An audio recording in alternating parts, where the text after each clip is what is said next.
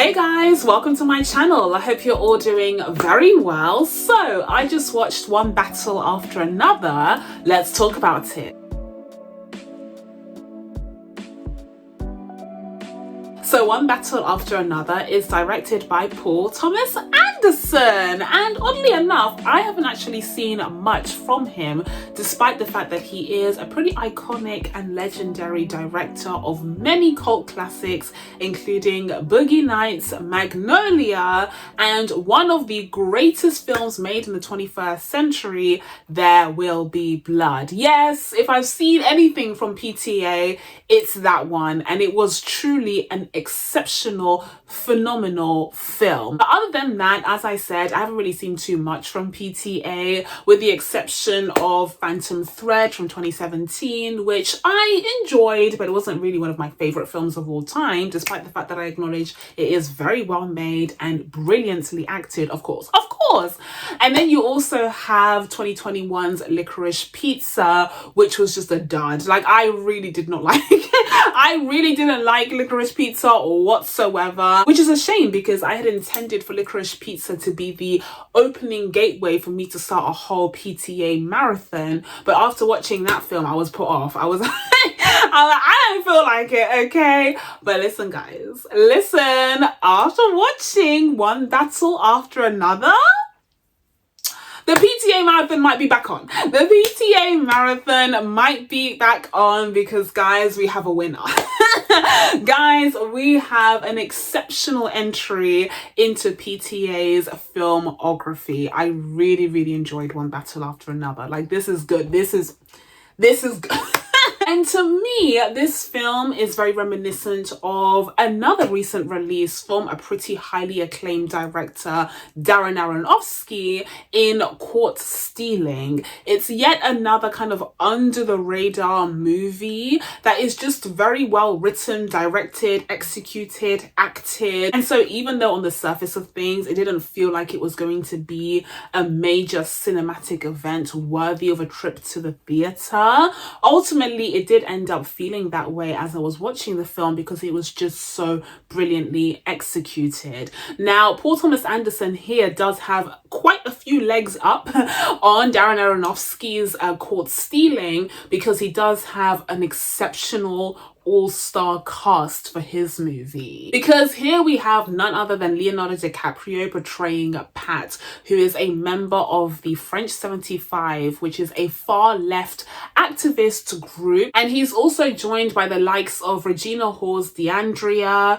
Wood Harris's Laredo, and of course, Teyana Taylor's Perfidia, who is the sexy, foxy vixen of the team, who gets stuff done, and she almost gets high off of the thrill of the violence as she fights for the cause. For instance, at the beginning of the film, you see the revolutionary group infiltrate an immigrants detention center in California, and this is unfortunately where Perfidia is introduced to Stephen Lockjaw, who's the commanding officer of the detention center. He's portrayed by Penn.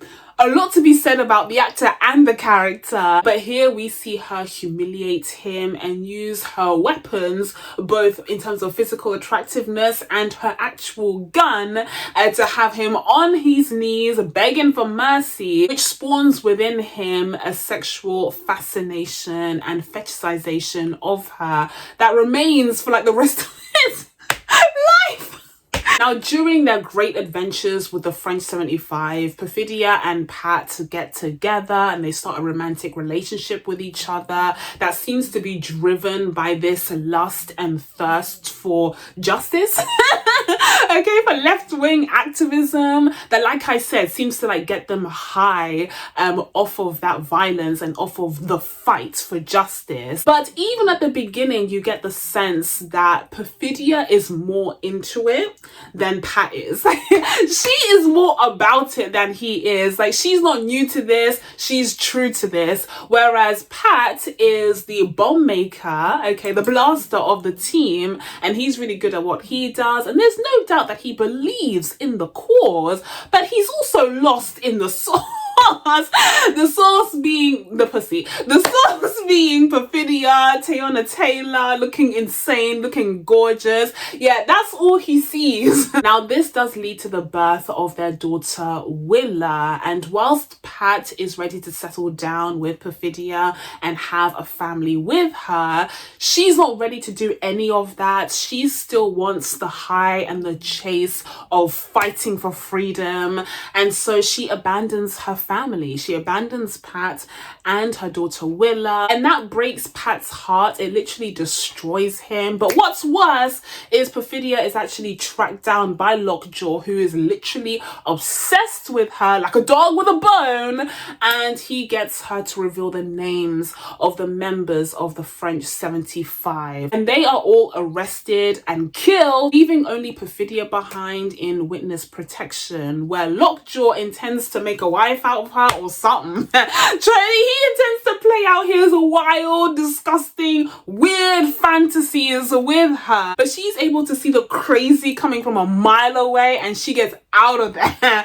She absconds from witness protection, never to be seen again. But unfortunately, Pat and Willa have to rely on the underground connections of the French 75 in order to live in hiding, in order to prevent Pat from being found by the authorities. Except one day, Lockjaw is able to hunt down Pat and Willa, and he has risen in the ranks over the years, especially after the capture of the French 75, which earned him promotion.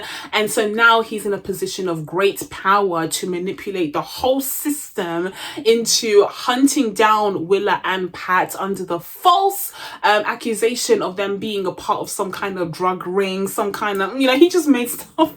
He literally just made stuff up so he can chase down Willa and Pat, because he has a sneaking suspicion that perhaps Willa could be his daughter. And not to mention his everlasting jealousy towards Pat, because he was the white man that Perfidia actually chose to be with. This brings about clearly, like evidently, and it's not even close, one of the best films of 2025 so far. Like it truly was such a roller coaster, literally at times, of a journey. And I barely even noticed that the film was almost 3 hours long. I mean, I won't even wax poetic for too long on this. First of all, we have a really, truly all-star cast headed up by Leonardo DiCaprio. Say what you want about Leo, but he is one of the last movie stars that we have, and he absolutely delivered here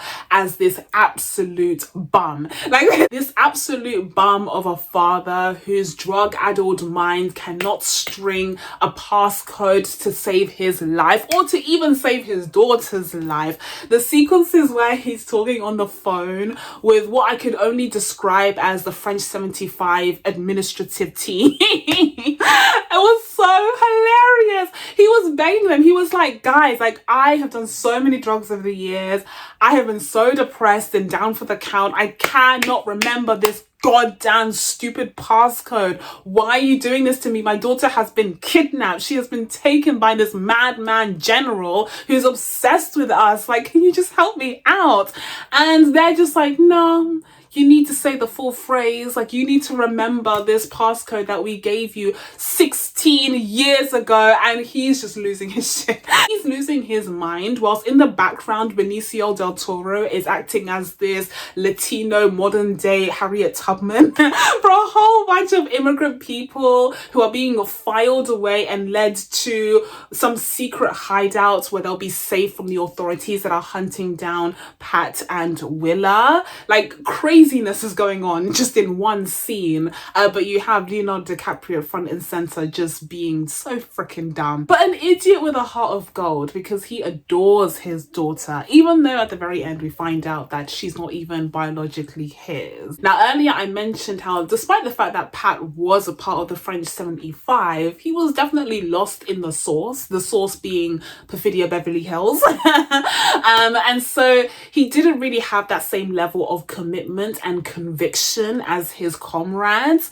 and that's very much shown in the present present day sequences where he's interacting with Willa and spouting all of these kind of social justice phrases, the likes of which you would see fill up a Twitter page. But his words don't hold a lot of weight. Like I said, he lacks conviction. Shout out to Phil Coulson. And so even though he's saying the right things, it feels like they've kind of been fed to him by others, people who are more committed to the cause and who actually know about and believe in what they told him. And ultimately what was really driving him was his lust and his love of Perfidia Beverly Hills. And so that's why you see him fall off so badly after he has to run away when the others start getting captured and killed. Now, despite the fact that Willa had a very tough first 15 years of life on this planet, she's somehow turned out to be a decent human being.